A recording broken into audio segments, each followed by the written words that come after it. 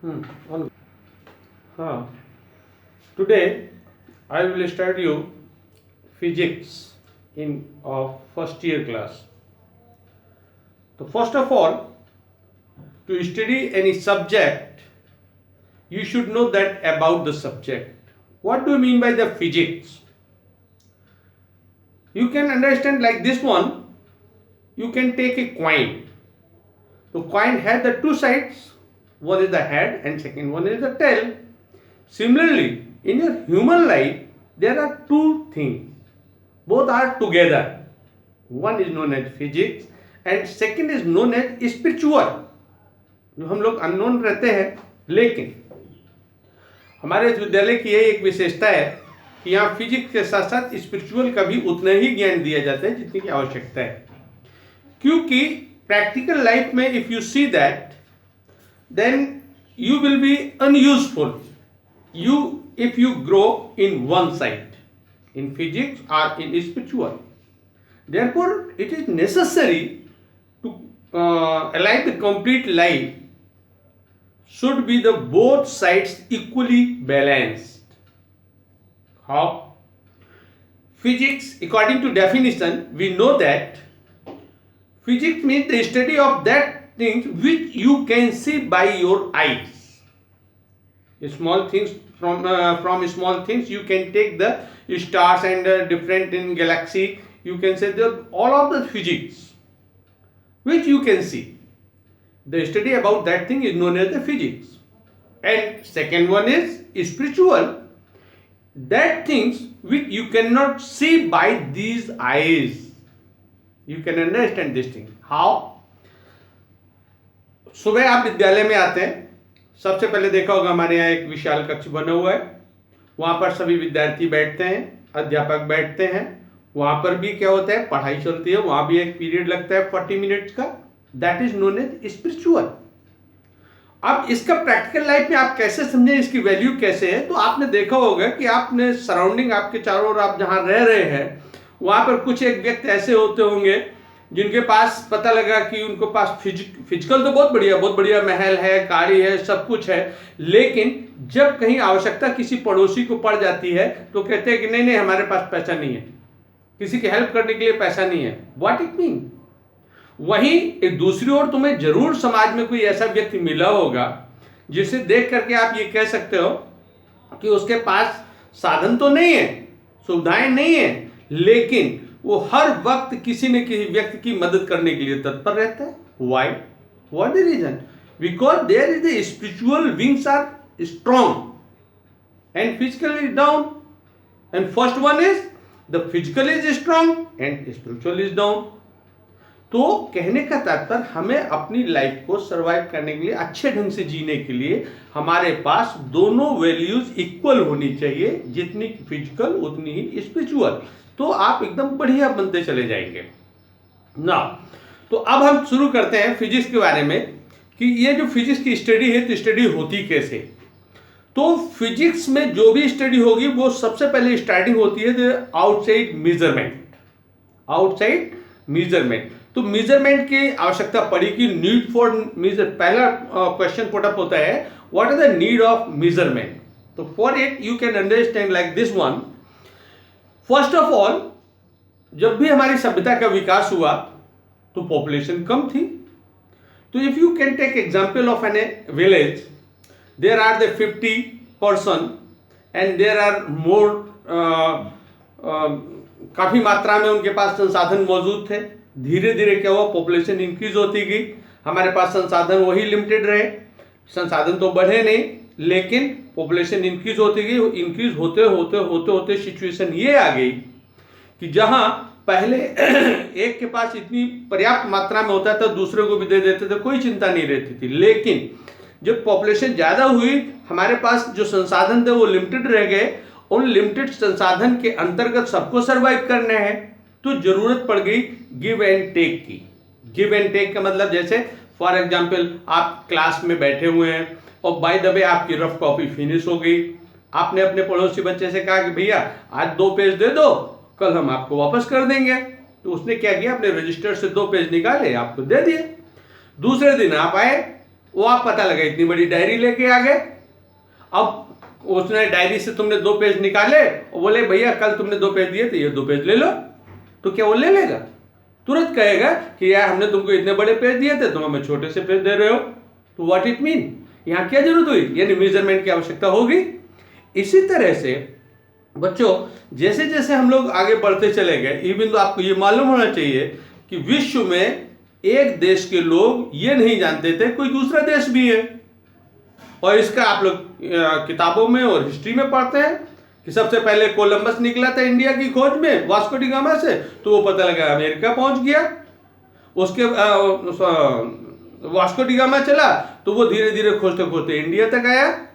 तो जब वो व्यक्ति यहाँ इंडिया में आया तो इंडिया में उसने क्या देखा? सबसे पहले कि यहाँ गरम मसाले बहुत अच्छे होते हैं, क्योंकि पुर्तगाल कोल्ड कंट्रीज है, वहाँ इन चीज़ों की आवश्यकता है, यहाँ से उसको प्रचुर मात्रा में मिले। तो फर्स्ट टाइम क्या किया, वो लेके यहाँ से गया और अपने यहाँ यूज़ किए। अब सोचो कि जब उसने गरम मसाले यहाँ से परचेज किए तो उसके एवज में उसने कुछ ना कुछ दिया होगा। तो उस समय क्या था, मेजरमेंट चल रहा था, एक्सचेंज हो रहा था। तो जब एक्सचेंज हुआ तो इस समय हमारा कहने का तात्पर्य यह है कि सन 1490 तक पूरी तरह से एक विश्व दूसरे विश्व के कांटेक्ट में नहीं था। अब जब विश्व एक दूसरे के कांटेक्ट में आए तो कुछ चीजें यहां पर अच्छी थी, कुछ वहां पर अच्छी थी। तो क्या हुआ, आपस में आदान प्रदान चालू हो गया। आदान प्रदान का मतलब एक्सपोर्ट एंड इंपोर्ट चालू हुआ। अब एक्सपोर्ट इंपोर्ट में क्या हुआ कि वो अब यहां पर भी समस्या क्रिएट हो गई। अब यहां क्या प्रॉब्लम क्रिएट हुई, आपको मालूम हो चाहिए हमारे इंडिया में जो पहले मेजरमेंट का होता था वो कैसे होता था, छटाक, पौवा, तोला, रत्ती, माशा, बड़े में चले जाएंगे तो मन, तो इस तरह से मेजरमेंट होते थे। जब वहां से ब्रिटिश से कोई आया तो उसके क्या था, ऑन्स, पाउंड, तो इनमें क्या हुआ, डिफ्रेंशिएट हो गया। कहने का मतलब यहां देते थे ज्यादा, उनको मिलता था कम। तो ये सिचुएशन काफी चलती रही। बच्चों ये सिचुएशन जब बहुत बड़े लेवल पे क्रिएट हुई तो आपको मालूम होना चाहिए, ज्यादा भी दिन नहीं हुए हैं, सन 1960 में एक International Bureau of Weights and Measure develop किया गया। कहां, फ्रांस में। इसका हेड ऑफिस है पेरिस में। और वहां से फिर एक निश्चित बना दिया गया कि जिसको बोला गया international system of standard unit. वहां से ये हुआ कि आज की डेट में अगर आपको मास मेजर करने हैं तो 1 केजी उन्होंने बना दिया स्टैंडर्ड, और जहां भी होगा वो वहां 1 केजी ही मेजर किया जाएगा। और इसी से बच्चों आपको मालूम होना चाहिए, अपने यहाँ एक चला है ISI मार्क। तो ISI मीन्स क्या हुआ, Indian standard unit, international unit. तो आज के समय में 1 किलोग्राम सेव आप चाहे इंडिया में ले लो, चाहे जापान में ले लो, चाहे अमेरिका में ले लो, कहीं भी ले लीजिए, उतनी ही मात्रा, उतनी ही क्वांटिटी मिलेगी। क्लियर? यहां से इंटरनेशनल सिस्टम शुरू हुआ है जिसे हम लोग कहते हैं SI सिस्टम। क्लियर? तो इस तरह से ये नीड फॉर मेजरमेंट आपने समझा। तो सीधे सीधे सिंपल लैंग्वेज में you can say that for give and take anything to one another we required the measurement. Clear? Now तो अब जरा मेजरमेंट के बारे में जब आगे चलेंगे तो सबसे पहले आते हैं कि फिजिकल क्वांटिटी। तो फिजिकल क्वांटिटीज में क्या है, all those quantities which can be measured directly और indirectly and in terms of which the law of physics can be expressed और called as physical quantities. Clear? Now to represent the physical quantity or measurement of the physical quantity, measurement of physical quantity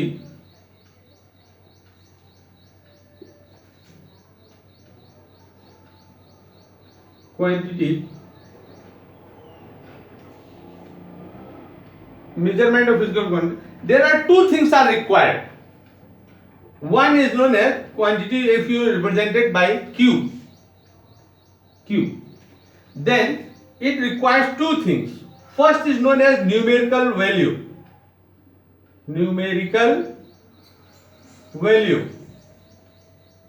And second is standard.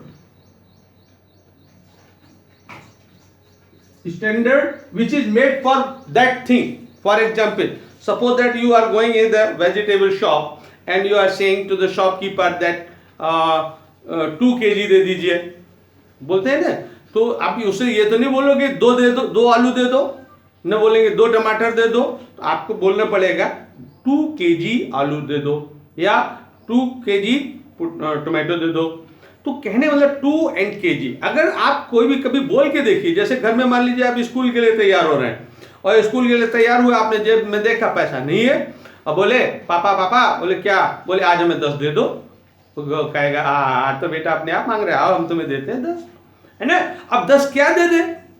तो कहने का तात्पर्य जब तक आप numerical value के साथ उसका स्टैंडर्ड नहीं, अब स्टैंडर्ड भी अलग है, जैसे आपने कहा मान लो 10 रुपए दे दो या 10 हमें 10 के नोट दे दो, क्वांटिटी बढ़ जाएगी, तो आपको बताना पड़ेगा, स्टैंडर्ड बताना पड़ेगा कि आप क्या एज्यूम कर रहे हैं, क्या मांग रहे हैं, क्या कह रहे हैं। क्लियर। तो कभी भी याद रखिएगा किसी फिजिकल क्वांटिटी को रिप्रेजेंट करने के लिए हमें 2 चीजों की आवश्यकता है, one is the numerical and second is the standard, and इसको मिला के हम लोग बोलते हैं unit of the quantity, unit of quantity.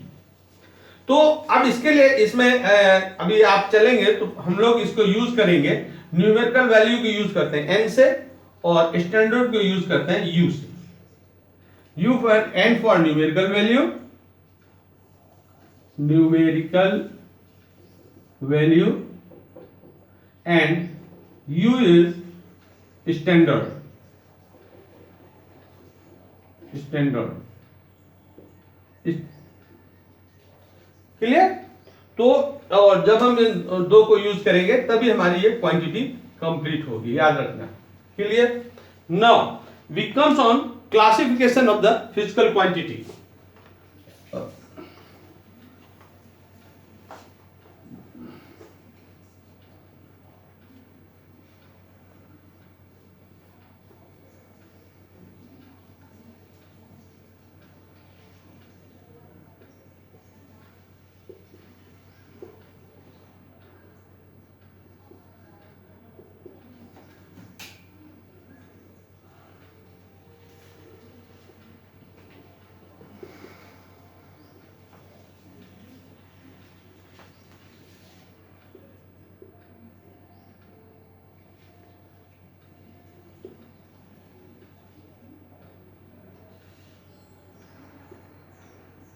Now,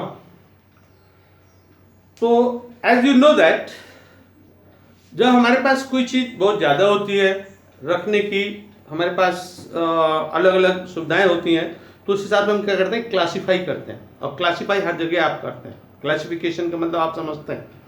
तो यहाँ पर फिजिकल क्वांटिटी को भी क्लासिफाइड किया गया है। अब क्लासिफाई करने के लिए हम क्या करते हैं, कुछ बेस बनाते हैं। For example you can take, suppose that there are 200 students in the class 11. Clear? Now, the capacity of the one class is the maximum is the 50 or 70 students, but total students are 200 and 200. Then how can you arrange? So for it you divide it into sections, and suppose that all of the students want to go in the section A. Now what will you do? Then you make a baseline. And that is the baseline, maybe the percentage of the 10th class, or the baseline may be the optional subject, maybe anywhere. So in this way you can divide it into 3 sections. One is the A, second is the B, and third one is the C. Now, तो ये तो आपने class का distribution कर दिया। अब suppose that games का annual games हो रहा है। एनुअल गेम्स में 11th क्लास में ही एक बच्चा पता लगा उसकी हाइट है 3.5 फीट और वेट है उसका 40 kg। दूसरा स्टूडेंट उसकी हाइट है पता लगा 6 फीट और उसका वेट है करीब 70 kg। और मान लो रेस होनी है या कोई गेम होना है, can they participate together? Possible है? नहीं है। क्यों? तो अब यहां पर on the ground in the case of the games उसका क्लासिफिकेशन के लिए वहां पर बेस लिया गया। क्या बेस लिया गया? Height and weight. वहां क्लास क्लासिफिकेशन नहीं है। उसी हाइट उसी वेट का एक 8th क्लास का हो सकता है, उसी हाइट उसी वेट का एक 10th क्लास का भी हो सकता है, और दोनों दोनों कॉम्पिटिटिव हो सकते हैं। इसलिए अलग अलग आधार पर हम बेस अलग अलग लेते हैं। Similarly in case of the physics में भी ऐसा ही है। हमारे पास बहुत ढेर सारी फिजिकल क्वांटिटीज हैं। अब इन्हें हम कैसे क्लासिफाई करें, तो उसके लिए बच्चों आप याद रखिए, अभी हम बात कर रहे थे, सबसे पहले जो International Bureau of Weights and Measures ने सबसे पहले, हमारे समय में बच्चों केवल 6 थी, आजकल 7 फंडामेंटल क्वांटिटीज कंसीडर की गई हैं, और उसमें बेस लिया on the basis of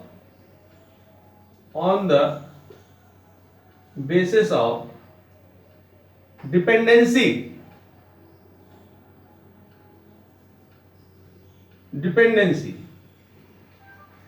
on the basis of dependency,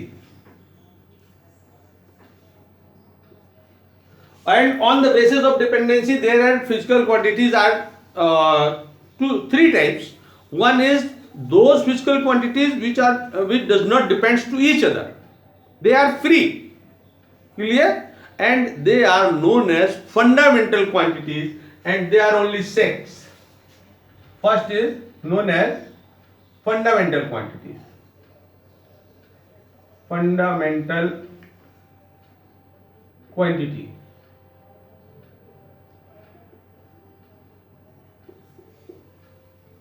First one.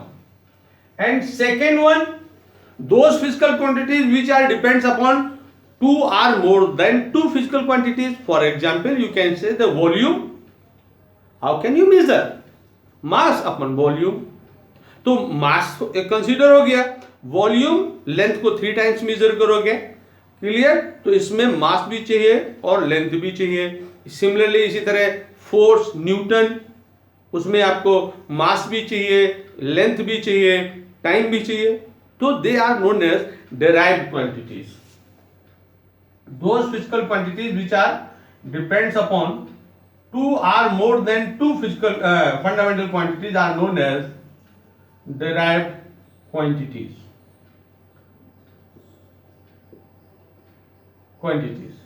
Clear?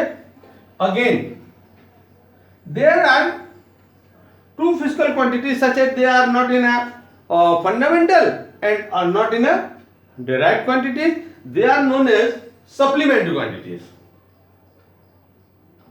Supplementary quantities.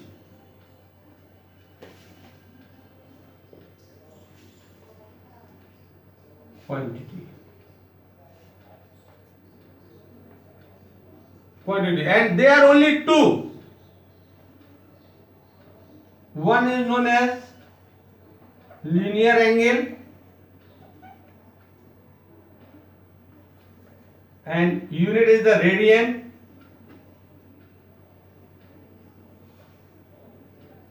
and second is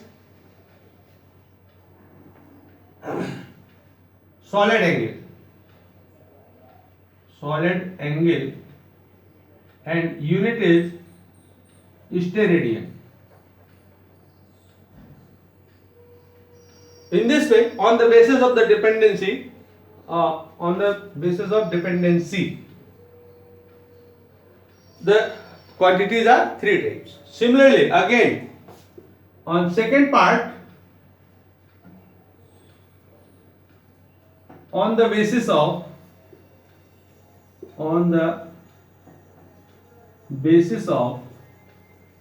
magnitude and direction.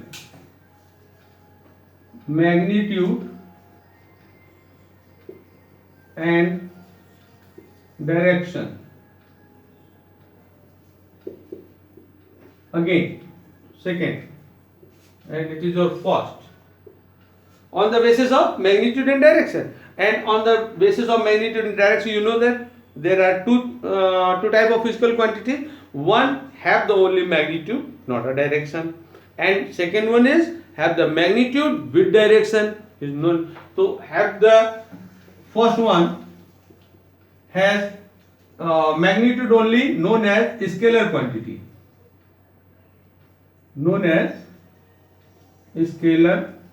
quantities, and second one known as vector quantity. There are next lesson in your book known as motion in a plane. You will study about the vector quantity. This is a total chapter. Now third one.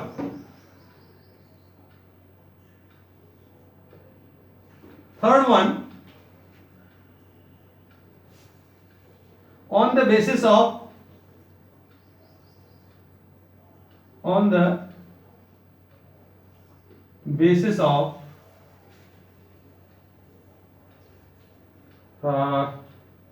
magnitude, variable and constant, on the basis of amount you can say. What? How? Because some quantities have the fix, there is no can vary, but some may be the vary. Therefore there are two types. One is known as constant quantities, constant quantity, out तो नहीं जाते, and second is known as variable quantities. Variable quantities.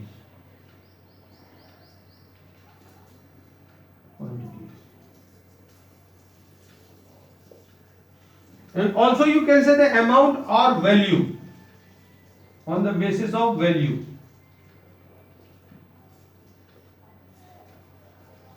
Amount also you can say the value. Those quantities which have the fixed value is known the constant quantity, and those values which have the variable value is known as, just for example, you have studied in your previous classes 6, 7, 8 the equation of, find out the solve the equation of the one variable or solve the equation of two variables. For example, you can say that simply x plus y it is equal to 5, x minus y equal to 2, we have 1. So there are two variables, these are known as the variables. And variable again two types. In mathematics you will study that variable also the two types. One is the dependent and second is the independent variable. ये आगे चलेंगे तो हम लोग पढ़ेंगे, यहाँ केवल आपको इतनी समझना है. इसके बाद हम लोग शुरू करेंगे स्टार्टिंग से फंडामेंटल क्वांटिटी. यहाँ से ये स्टार्टिंग पॉइंट है आपका. क्लियर? That's all. पोस्ट करो.